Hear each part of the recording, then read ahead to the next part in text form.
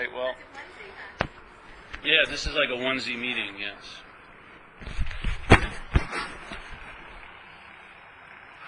So first, I want to go over this again, because I just do.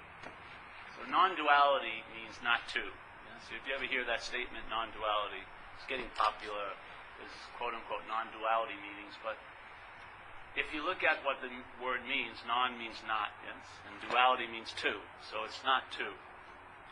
Now, not two doesn't make anything. It's just a recognition of something that's not, yeah? So not two is that's that. You don't not two and then make a one out of it, because that would be a one in relationship to two. That ain't it, yeah? And if, in a sense, so what's the first duality? What's the first dualism that we experience all day? Not what we perceive, but the paradigm of mind that we're taking ourselves to be. Yeah.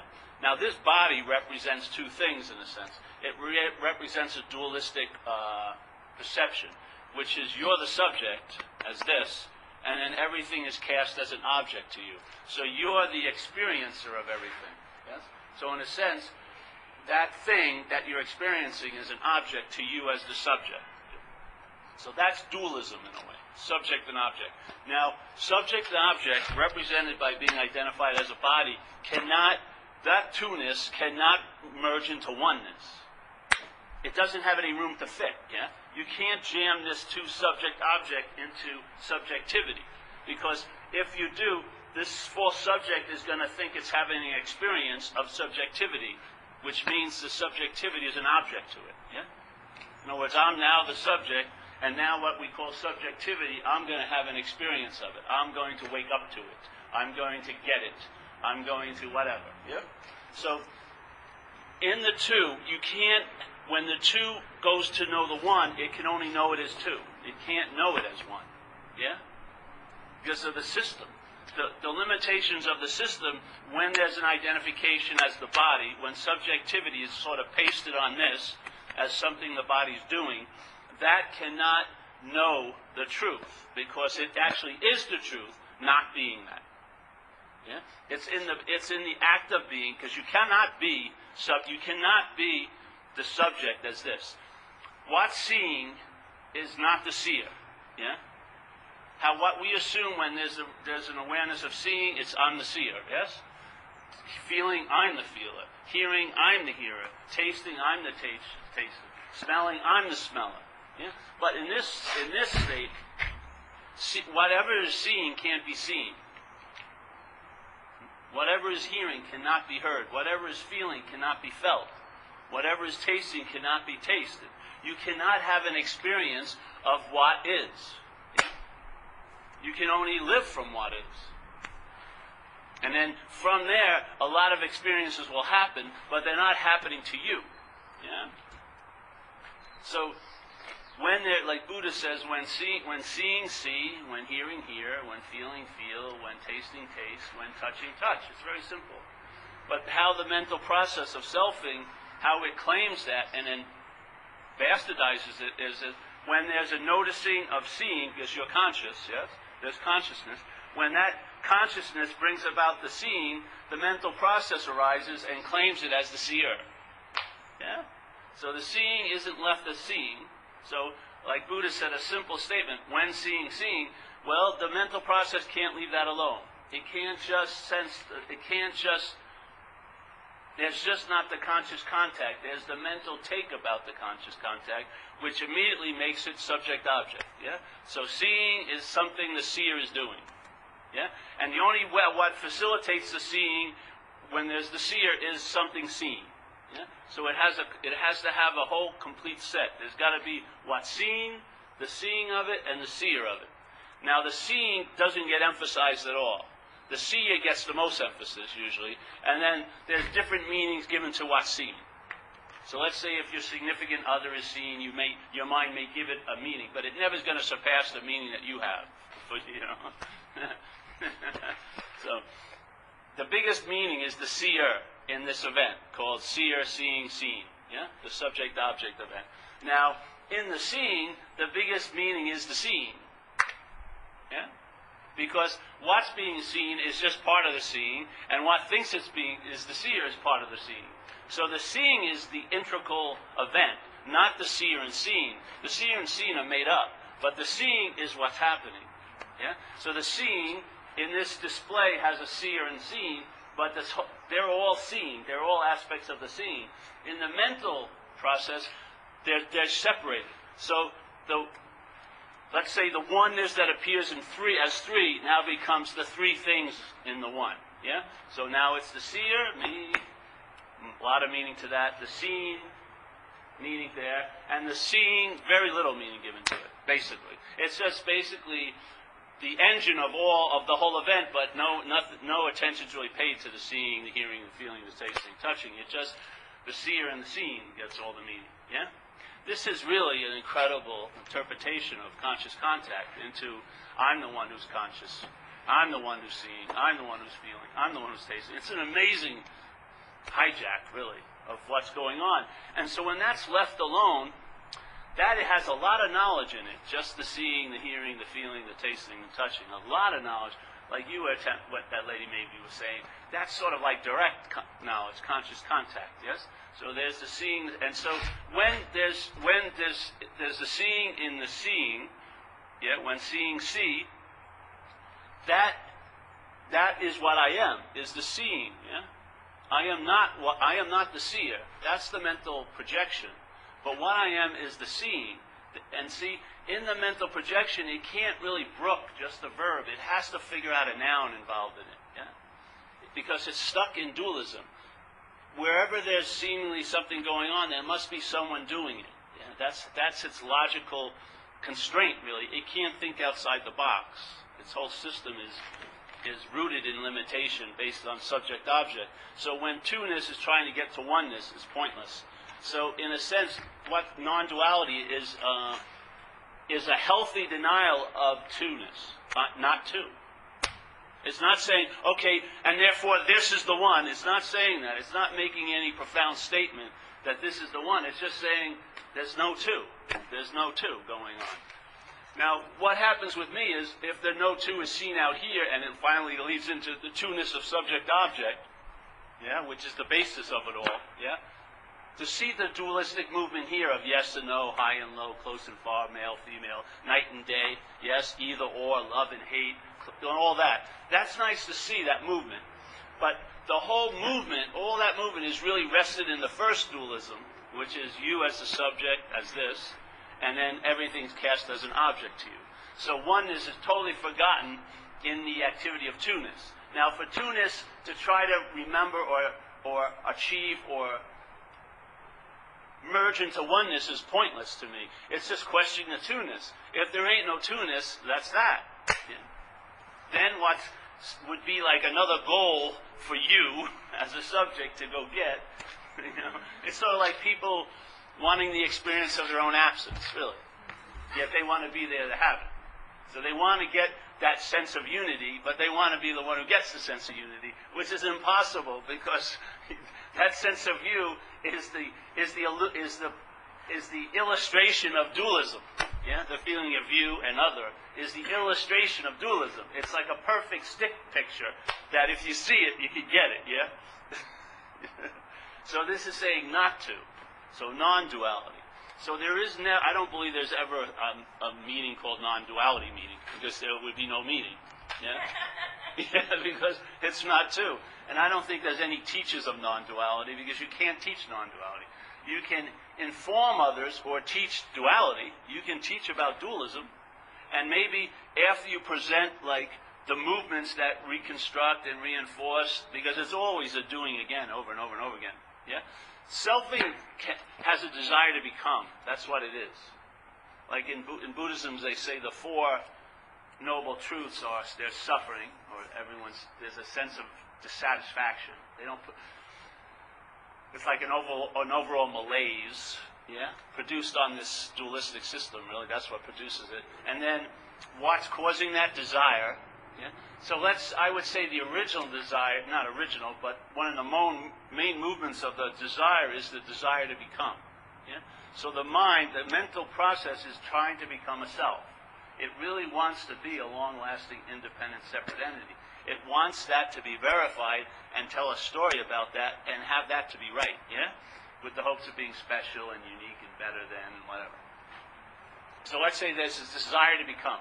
Now let's say that desire to become can never be fulfilled. It can never be self. Yeah? It can never get to a point where it actually forgets its own nature and it takes on this nature and becomes this. Yeah? I am a body. I am a separate, long-lasting, independent entity represented by the name Paul. I am that. It's completed. I'm that. I'm that from now on, and I'll never not be that. Yeah?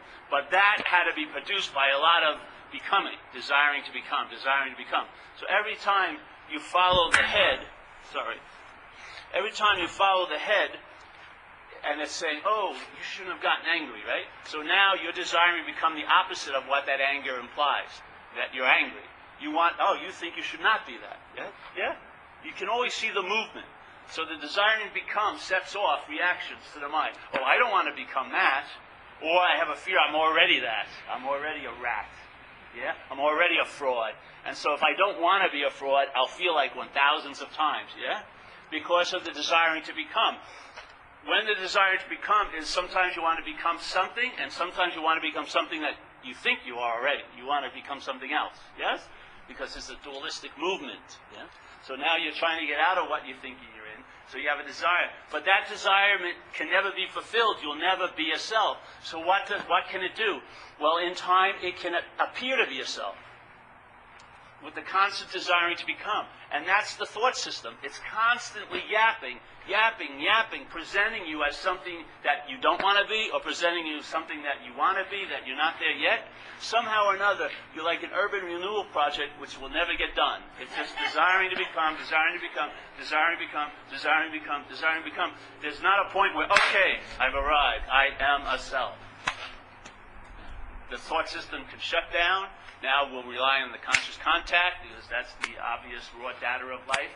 Yeah? And now because the self is real, I don't need any advertising that it is because there's no fear that it isn't. So, therefore, but yet it never happens.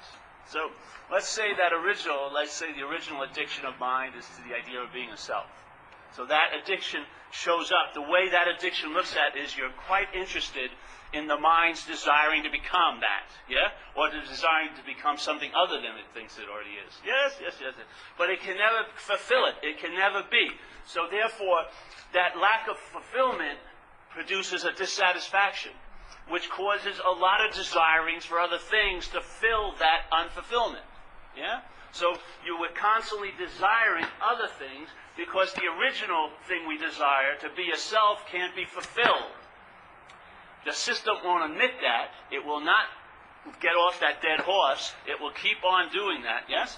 And yet, so now we have to seek relief from that original desire. So what do? We desire things. We desire other things. We desire spiritual ideas. We desire with the hopes that, all right, maybe I could get a little fulfillment, but see, the imperative is to be a self.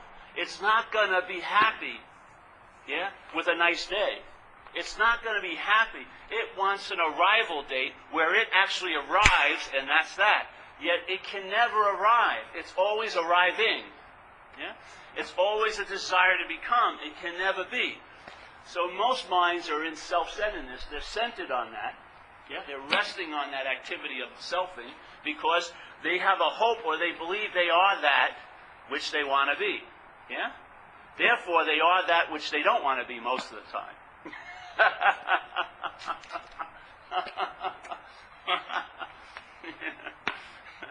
Most minds' movements, you may believe you're moving towards something. You're actually usually moving away from something. So let's say the two things that we're most caught in during the day is, and there's a lot of books about how to get into the moment, yes? There's a lot of books. There's like how to really be into the moment, how to really, really, really be into the moment, how to authentically be into the moment. But the fact is, you can't be out of a moment because you are the moment. See, you are not one little activity called the false subject with object and all the space that it appears in. You are that whole event. Yeah? So to want to get into the moment implies that you believe you could be out of the moment. That's that. And then what happens? It fuels a huge desire to be someone who's in the moment. But it's really fueling the desire, in a sense, to be someone that's out of the moment. Yeah? So all seeking is to trying to get out of a false premise, which you can possibly be out of something that you are. It's impossible. Now, the other sense is, you're trying to get out of self, let's say. Yet, if you watch people and watch groups that want to get out of self, they talk about it more than any other group. They're talking about self all fucking day. Yeah? So, you're trying to get out of something you can't be in, and you're trying to get into something you can't be out. It's just a simple clarification of mind movement, because we're in like a bizarro world. It's the exact opposite of what we think is going on most of the time. Yeah? We're busily trying to get out of things that we can't be in, and we're trying to get into things we can't be out of. I mean, it's insane. So, that original addiction to the desire to become can never be fulfilled because you will never be. But if you can see that you're not that, yes, that you're not the center of that system, nor are you the potential that, nor are you the historical that's driving the move to get into the potential that, you're not none of that. You are not a long-lasting, independent, separate entity. The mind can move from self-centeredness to centeredness. Yeah? Let's say centeredness is being, or whatever you want to call it. The being's all right. So there you are, centered in being. Now, being is complete in and of itself. Yeah? Being has no desire for fulfillment because it's fulfilled already. Its nature is fulfilled. It's actually seeking expression. It's not seeking fulfillment. It's not seeking completion. It's seeking expression here. Yeah? So, in that sense of being, the constraints of time, which always are very, very important in the movement of desiring to become, because it's always a future arrival date. Yeah? I'm going to become this, I'm going to become that. So, the whole thought system is about time, because it's in time that you feel the fulfillment will occur. And therefore, it will never occur. Because actually, there is no way unfulfilled can become fulfilled. There's fulfillment in timelessness. Yeah? Fulfillment in timelessness is being. That's where when the mind rests there, it finds rest. When the mind rests there, it can enjoy peace of mind. When the mind rests there, it comprehends the word serenity and knows peace. When the mind rests there, because it's not using peace to become fulfilled. Yeah? It's not using serenity to become fulfilled. It's not co-opting states to use as a way, like lily pads in a pond, to jump from one to one to finally arrive in the pond. Yeah? Where you're the big frog. None of that's happening. So in the being, there's no time there, because it's not going through any time to become anything. It already is. And its movement here isn't seeking, it's expressing. It's totally different feeling. Yeah? So it sees, that's what it is. It sees, really. And so, when it's not constrained by a form of looking, it sees what's happening, and there's an expression towards that. Yeah? It's not going to what's happening as a bank to retrieve some money to add on to its account. It's just seeing an expression. Oh, there's an expression that suits that situation, yes? And so you're basically being called out, yeah? Because you're completely in. You're completely in being. You're not in a project. There's no building going on. There's no, having a fence to protect all the tools. None of that's going on. Because there's a center in timelessness, in completeness, in fulfillment. And it now uses this place to express fulfillment instead of trying to get fulfilled through this place. Yeah, it's totally a different way to travel. And it's not you that chooses it. Seriously, you don't choose it.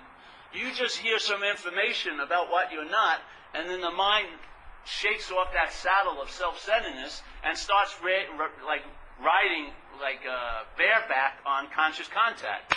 And then some information downloads. Without that fucking saddle between you and the back of life, you're actually getting the vibrations right up your little genitalia, and that information is ringing the bell quite a lot. And there's a direct recognition, a direct seeing, if you want to call it that. There's no indirect seeing, but there's a seeing of what's happening. Only based on you don't know. That's how you see it. When you know, that's a form of looking, and then you don't see anything. You just see what authenticates your idea, basically. You know what I mean? It's funny how you always have the books you like on your shelf, yeah? The books that you agree with. Oh yeah, I really like this view because it's mine. All right, I think I'll read this about over and over and over again. You know, I'll use it as an authority because it sort of just re-echoes your own idea. But in centeredness, it's a different download system. Comes in the chute of I don't know, and then you're relegated to finding out, which is living, really. Yeah? Knowing is like a false insurance policy. You pay a lot of interest or dividends, but you don't, and because you have this incredible belief that there's going to be a severe accident, and yet you're just paying. It's like tithing to the god of fear. I'll just worry every day a little bit, so the big thing I'm really worried about won't happen. You know, it's an insane little thing the mind does. But this is, you find out, and the way you travel when you're finding out is a very alert way. You're very aware because you don't know. Yeah, it's like the conditional head has no place to rest because it doesn't have any sense of security of, oh, I know this is the way it is. I know that's going to happen. I know this one's happened. That's thrown out of the water, and you're basically sort of, I don't know, and yet you find out that way. And the downloads are very convincing because they don't go through the binary system of yes and no, convinced, unconvinced, yeah, I really believe this, but fuck it, sucks. You know, all that, which just bounces back and forth, and you don't know when it's going to do it. You know, it just goes like this. It's going to do it, though. It's like a windshield wiper, yeah? There's the clear vision, and then this binary system of yes and no is like this. And our attention usually goes with that, and we forget the seeing, yeah? We're not looking through it, that windshield anymore, we're just watching this. Yeah. This bypasses that, and it's a very convincing form of knowledge. You get it sort of in your gut. And it can lead, instead of to, like having experiences of surrender and then forgetting and then having hopefully more experiences, it can stabilize into surrendered, yeah? You get to a point where there's no more convincing necessary. You're convinced. It's like a belief with certainty occurs, which creates a new ball game, really. Yeah? In other words, you get out of the dugout in a sense. You stop going, step up and go back in, step up. Constantly, picking up the bat, but never really swinging, yeah? This, you're actually in the game. Now, and the game's stabilized. So now there's surrender. Now there's the ability to enjoy peace of mind. So when peace of mind's available, which is at all times, actually, there's the ability to enjoy it. All this starts becoming a norm, yeah? But not to you. As soon as the you arises and attempts to claim it, it distorts that norm. And now it becomes special to you, which is not special at all, really. Yeah? But if there's a recognition, I'm not that, there's a point where it really stabilizes, you're not that. You know what I mean? There's no need to sort of, now that view that you were entertaining becomes a vision, You're seeing now very clearly that I'm not that. And then that is the sense of what you are, really.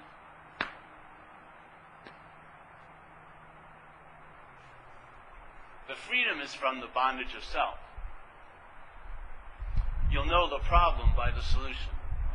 Once the solution becomes dominant, the problem will recede, and then by its absence, you'll see that it was its presence, its false presence, that was the problem. And that's the good news. It is a false presence. It only appears to be so. It can't be so. It can never complete its desire to be.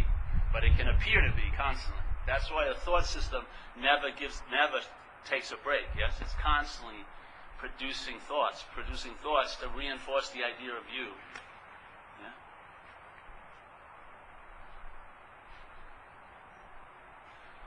It's like that hand. If that hand was on my shoulder my whole life, I didn't know it was there, my mind would come up for a lot of reasons why my shoulder bag falls off my right side every time I put it on. Why this shirt has to have a longer sleeve than this shirt, and it'd make all these damn stories about why all these effects were happening, and thinking it was incredibly right, and probably seeking validation from other authorities about how right it was, but it wouldn't have a solution really. Nothing radically would change. But then, if the hand lifted, you would know it was the hand by its absence, right? You wouldn't have known it. You wouldn't know it was the problem while it was on your shoulder. No matter, even if you studied about hands on shoulders, you would think you knew it, but you wouldn't really It wouldn't download into an unspoken yes type knowing. Yeah, it would be an intellectual knowing based on you may not know later, yeah? Which isn't knowing, is it? But when it lifted, you know its effects by its absence. You see it, and you go, oh, so that's why it was seemingly like this and this and this and this and this, because of that. So why are we keep getting salves for this and this and this and this instead of just seeing that? Seeing that as what I'm not will relieve you of all the desire and need to try to deal with all the thises that it's producing. Yeah? And you're not going to get from this to that. It's not going to happen, because in entertaining and concentrating on the thises, it's like being blind to that. It's the absence of that you'll know its presence, and you'll know the presence as an appearance. You'll see that it never was a presence. It only appeared to be. The real solution is that the problem is imaginary. It truly is. That's the solution. That's the view from the solution. There is no problem. There appears to be, in time, quite a lot for some, others less and less, at different degrees, but it can never reach fulfillment. It can only appear to be. That's the good news. Because what you are is already so. It's not in a practice or a process to become so. This is not a place where I'm becoming more of what I am. This is a place where what I am is expressing in incredibly different ways. Yeah? It can be expressing as extremely not what it is. It can. Yeah. Because all of it is appearance. Yeah. And from here, that's seen to be so. And so in appearance, just like a dreamt tiger, you would say, as a dreamt object in that dream that you were both in, that dreamt tiger would be real to you as the dreamt object, yes? No matter how many books you read about, oh, don't be afraid of tigers, there'd be some conditioning in there. Shit, I'm really afraid of tigers. This thing's going to eat me at any moment. Yeah? No matter what you studied, you'd probably never get radical relief from that tiger, because you'd always be lurking in your mind at any moment. What would happen, though, if you woke up to the fact that you're not the dreamt object that's afraid of the tiger? Would there be a lot of fear of that dreamt tiger now that you woke up? No. Why? Because the dreamt tiger may still appear, but it would be seen as an appearance. Yeah? It doesn't mean that dreamt tiger's never going to appear again. That's not the point. It may constantly appear, but it's not real. Yeah? If you're hoping for nothing to ever arise in your head, to never another thought ever to arise in your head, that's just a really weird idea. It has nothing to do with the mental process. It's like pissing. Have you pissed once in your life and done it all? I mean, one weekend I decided, all right, I'm going to call off all my engagement. I'm just going to stay in the bathroom and piss as much as I can for these 2 days. So now, that's it. That's the end of pissing for me. I know I worked with the shit. I did it in 1989. Stayed for 3 days. I shat, and I've never shat again. It's all done. Yeah. And I pumped my blood once, and now it's no more pumping, no more beating the heart, nothing, no more digesting in food. I went on a 10-day retreat, digested everything I'm ever going to eat in my life, and that's it. No, all these processes continue, yes? But you're not the processes. So most of your time, your attention and interest isn't about that process. Why is this one process from the brain, thinking, having so much attention and interest? Because it seems to be about you.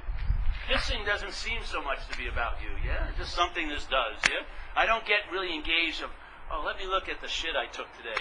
Man, that's a really good looking, I'm going to put the picture of that, one of the best shits I've ever had, like a little kid, oh, look at man, this was incredible. I had a box of Fritos, and oh, look at that. Yeah, no, there's none of that, because it's not mine, yeah? It's not something. But here, in the thought system, our interest and attention is totally up the ass of into that system. We're constantly vigilant, every freaking thought about us and every opinion that arises and everything, all this. Why? Because there's that, our focus is drawn to that because it's about us, yes? It's the me.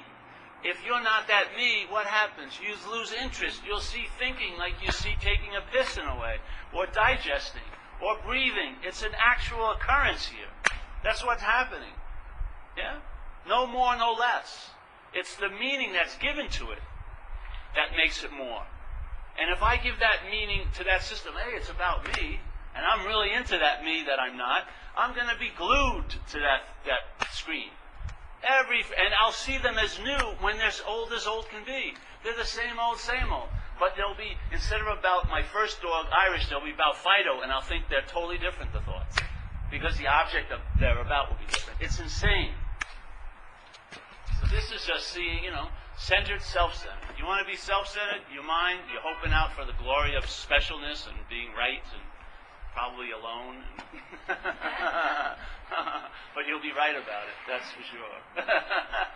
Or the seeing of the fruitlessness of that, because all of that desire to be special and approved of and seen and validated is because is the inherent belief of the incessant unfulfillment that's never going to be fulfilled. That's why we want other people to approve of us so much. We need validation. That's why we're constantly busily accruing value each day. Because there's an inherent valuelessness, because I can't be self. I can't come to completion as this. This is going to pass away. Yeah? This is coming to go. It's just coming to go. But so and all the other addictions and drives are all about that, trying to fill up the imaginary hole that desire to become is producing. See it for what it is. It's not you. It's not about you. You'll lose interest in it. Yeah? And your interest and attention will enrich your life instead of enslave your life to this idea of being a self. It's the same interest and attention. It's just what it's on. If it's on this idea that it can never be, so it's constantly in the act of becoming, you'll be glued to all of those statements of how you're becoming. How am I doing? Am I becoming the me I want to be? Or am I becoming the me I don't want to be, which I really believe I am? It's on, and it just goes on and on, doesn't it? I don't see it ever going to end. It's like we're an urban renewal project that's never going to be completed. Because you can't come to completion. Yet you are already complete in and of itself. That's what blows my mind. Then this becomes an expression instead of an acquiring and an amassing and valuing. You don't need a mental accountant every day. How am I doing today? Oh, well, yes, you got money, you made money. Everyone else, some girl who looks pretty good likes you. Oh, that's big. Capital letters, ding, ding, ding. I have value. If someone would go horizontal with me, that's nice of me. I must be okay. Bang! But I better do that again tomorrow because the unokayness will come over me again. Bing! That thing can be fired. Now you get like a creative consultant, yes? Some dance and forms and hang out and see what you can do. If I talk any longer, I'm going to get really burnt up here. So I'm sweating already. So yes, that's it for today. Eh? So just see the movement of mind. It's not you. And in one little example of selfing, you can see the whole system of selfing. It's in one little interpretation of one sentence in your head. Yeah, let's say there's a belief that you are a fraud, and therefore every time, thousands of times during the day, you feel like one. This is what it does. So it makes this belief that you are something already you don't want to be, or you are something you want to be. Yes? It's all desiring to become both ways. I'm desiring to unbecome this, and I'm desiring to become this. Yes? Unbecome, become. Unbecome, become. Unbecome. I don't want to be this, so therefore you really feel it, that you are. And I really want to be this, and of course you feel like you're not. That's why you really want to be it. Yes? Yeah. You see it. See the movement of mind, because the mind is constantly, it gets a sense of being itself by activity, agitation. Being is rest, yeah? Because it's complete. It's fulfilled already. It's just seeking expression. And if there's no chance to express, it's fine. Because it's not becoming anything by expressing, it already is, yeah? It just seeks expression, yeah, this manifestation. But selfing is constantly agitated because it's trying to become. It has no rest, because its rest is in the belief that it will finally be, which can never become. So it's constantly selfing, yeah? It's always agitated, always looking, seeking, trying to manage and control, because all of those are aspects of its failedness in a way. It's acting that way because it can't be this. It can't become a self. So can you explain like the specific example a little bit clearer? Like, so if I say, I don't want to be lazy or I don't want to be a fraud, and then you said like... Yeah, that would be a feeling, you have a feeling that you are lazy and a fraud. So one... Is that the truth? I really am lazy and I'm really a fraud? It's the meaning you give it. So what if you're lazy and a fraud? Yeah. See what happens. Well, that doesn't sit well with me. Of course it doesn't. That's why you're agitated. If you let yourself be a fraud, you wouldn't feel like one ever again. You finally let it. See, its desiring to become goes two ways. What it wants to unbecome, which it believes it is. I'm a fraud or unlovable or whatever. And then what it's afraid to become, yeah? Or it's trying to become. So it's moving both ways. Yeah? But neither of them are true. You're not a fraud. You're not a fraud. You're something prior to that. So why is there so much fear of being one? Because its whole idea of fulfillment is to be. Yeah? So now you feel like you... See, the tricky thing is, you feel like you already are that which you don't want to be. But you're very rarely that which you want to be. Right now. But a lot of times you're that which you don't want to be. And so it just moves like from...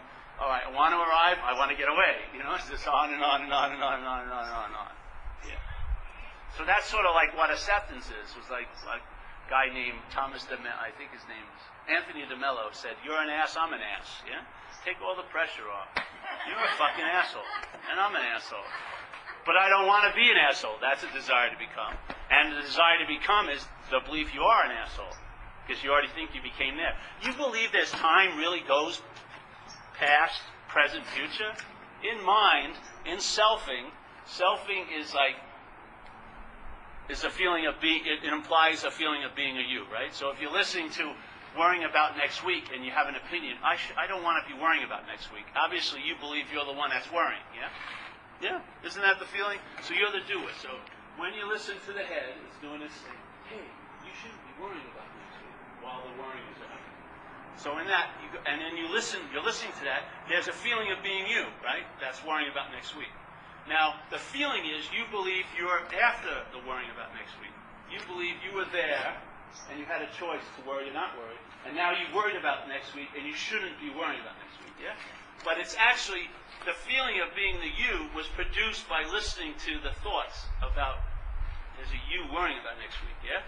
So the thought, the system of selfing happens, produces a product, but the product thinks it was at the beginning of the production line. You believe you were the one that was worrying about next week. But it was just listening to, hey, you were worrying about next week, yeah? Just the thoughts. When listening to that, you get it, you become the product of that at the end of it, and the product is you were the one that was there before the worrying occurred, and you had a choice not to be one, and because you chose to worry about one, you're a motherfucking asshole. You shouldn't be worrying about next week. You're like a spiritual teacher or something. You shouldn't be worrying about next week. Yes? That was produced by the listening. It didn't come before the listening. So when let's say like an epiphany occurs, and then there's the selfing arises to claim it. Oh, I had this incredible epiphany. Or really an experience of your own absence, right? Now, that came later. Right? The epiphany seemingly in time happened, and then this thought arises, oh, I had this incredible epiphany. So that seemed to come sort of after the epiphany, right? But the feeling when you think this you was that there was a you were before the epiphany also. So it creates a feeling of being historically always there prior to whatever happens. That's produced. It's not so. It's the mind's little trick with time. Yeah? It produces the effect of a self, but the self feels like it was historical. So now it thinks it's the doer of being done to, that it's a solid, independent entity, not involved with any of this. This is happening to me, or I'm doing some of it. Yeah, but I'm really totally separate from all this. In fact, all the thought activity is producing the feeling of being what thinks it's separate from all that. Yeah? It's part of the conditional mind seeing thoughts in this relationship, I'm the thinker or they're about me, that produces the sense of being a self. Yeah? The feeling of being a self. And that feeling of being a self is a historical feeling. You think you were there before. And therefore, it's totally righteous to be worried about what's going to happen to you later, because you're going to be there later also. So it assumes like a continuity that's not really so. It just assumes it. And its whole premise is based on you as the doer or the being done to. You are the subject in this place. And it's too much of a burden for this body to take on being the subject. To be the center of the universe is like putting 2 tons on a half-ton pickup. The pickup can't take the weight. It's just way too much. Yeah. For you, as an idea, to be the center of the universe, it's like all day your mind's just sucking everything. Like everything's all about me. Instead of like this, it's. I've seen it at meetings. I've seen when selfing appeared, almost in a form like a demon, and the energy was being produced like a souffle at the meeting. Very nice sort of spiritual manner in a sense, a meal. And then this thing appeared, and it's just like a giant vacuum cleaner. It's just sucked all the energy it could in. This is what selfing is like. It's like a black hole that's walking around all day and just sucking everything it possibly can to make it mean something to you. It's fucking unbelievable.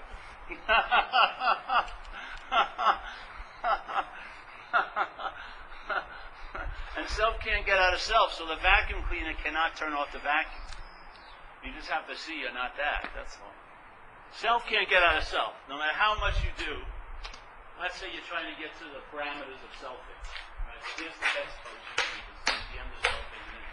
This is all content, but that's my real authentic self over here, content. All right, self's trying to get out. He gets here. All right. So everything is self. Yeah? And then it goes, all right, I'm going to jump over the fence post of self.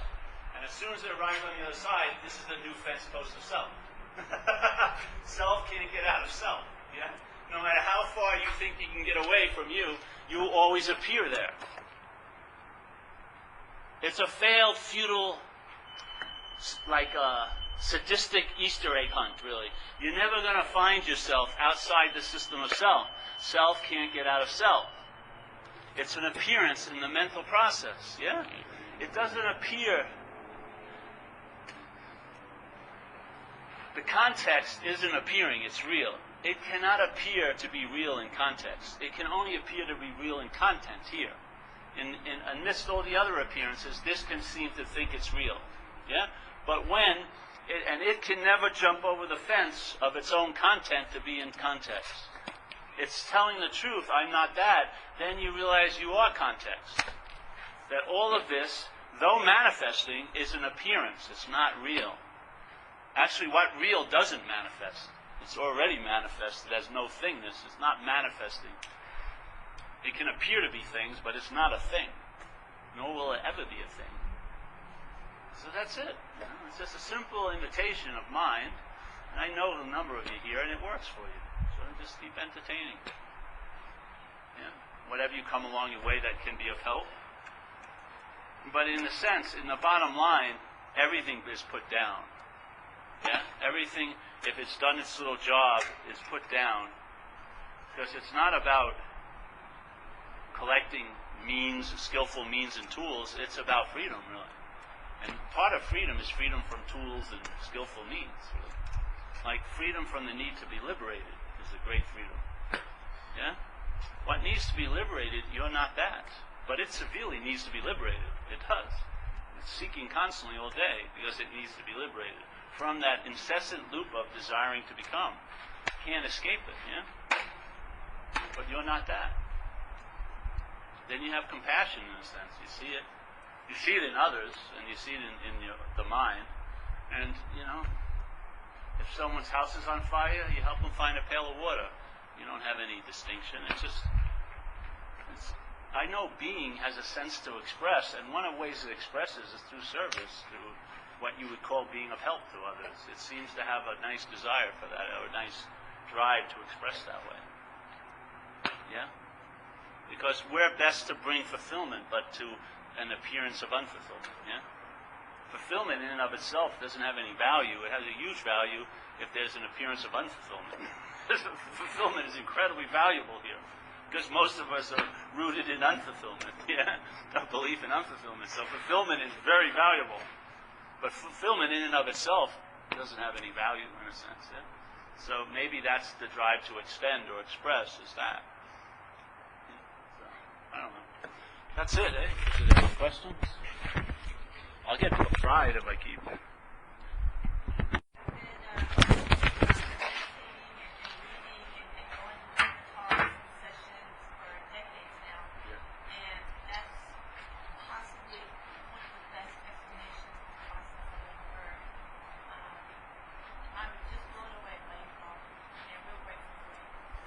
Thanks, son. I'm blown away by me too. So blown away. It's blown away. Never to have not have been blown away. Yeah. No.